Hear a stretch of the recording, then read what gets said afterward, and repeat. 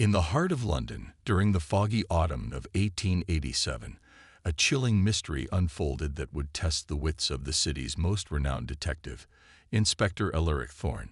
Known for his sharp mind and unorthodox methods, Thorne was called to investigate a case that would soon become the talk of the town: the mysterious death of Lady Beatrice Harcourt, a wealthy socialite found dead in her lavish Victorian mansion. The scene was peculiar. Lady Harcourt was discovered in her study, seated at her desk, her lifeless hand clutching a pen.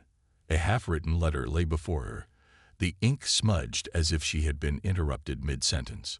There were no signs of forced entry, no struggle, and no visible wounds on her body. The only clue was a faint smell of bitter almonds in the air, a telltale sign of poison. Inspector Thorne arrived at the Harcourt estate, his keen eyes scanning the room for details others might overlook. The study was filled with books, expensive trinkets, and a large portrait of Lady Harcourt herself, her piercing eyes seeming to follow him as he moved. Thorne's assistant, a young and eager constable named Thomas, stood by, taking notes. Poison, no doubt, Thorne muttered, sniffing the air. But how was it administered, and by whom? The household staff was quickly assembled for questioning. There was Mr. Higgins, the stern butler, Mrs. Whittaker, the housekeeper, and two maids, Mary and Clara. Each had their own story, but Thorne's attention was drawn to Clara, who seemed unusually nervous. Her hands trembled as she spoke, and she avoided eye contact. "Did you notice anything unusual last night?" Thorne asked her. Clara hesitated. "And no, sir. Everything was as usual." Lady Harcourt retired to her study after dinner, as she always did. Thorne's gaze shifted to the half-written letter on the desk.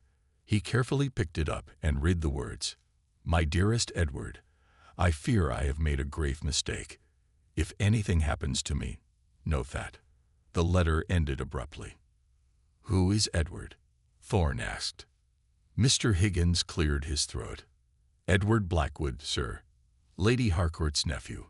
He visited her often, but they had a falling out recently." Thorne's interest peaked. A falling out? Over what? "Money, sir," Mrs. Whittaker interjected. Lady Harcourt was planning to change her will. Edward stood to lose a significant portion of his inheritance. Thorne's mind raced. A disgruntled nephew, a changed will, and a poisoned heiress. It all pointed to Edward.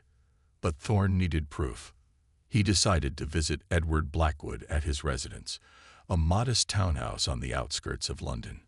Edward was a tall, well-dressed man in his 30s, with a confident demeanor that bordered on arrogance. "Inspector Thorne," Edward greeted him with a smirk. "To what do I owe the pleasure?" "Your aunt is dead," Thorne said bluntly, watching Edward's reaction closely. Edward's face paled, but he quickly regained his composure. "A tragedy, indeed. But why come to me?" "You were her heir," Thorne replied. "And you had a motive. Care to explain where you were last night?" Edward's smirk returned. "I was at the theater, Inspector. Dozens of people can vouch for me." Thorne left Edward's house, frustrated but not defeated. He returned to the Harcourt estate, determined to find the missing piece of the puzzle. As he re-examined the study, his eyes fell on the portrait of Lady Harcourt. Something about it seemed off. He stepped closer and noticed a faint seam along the edge of the frame. "Thomas, help me with this," Thorne said, and together they removed the portrait from the wall. Behind it was a small hidden compartment containing a vial of clear liquid and a folded piece of paper. The vial was labeled cyanide. The paper was a letter from Edward to Lady Harcourt, threatening her if she changed the will. Thorne's heart raced. He had his proof. The next day, Edward Blackwood was arrested. The trial was swift, and the evidence was damning. Edward was found guilty of poisoning his aunt and sentenced to life in prison. As Thorne stood outside the courthouse, watching the fog roll in, he couldn't help but feel a sense of unease. The case was closed, but something about it still nagged at him. The vial had been too conveniently placed, the letter too easily found. had he missed something? But for now, the Victorian verdict had been delivered, and justice, at least on the surface, had been served.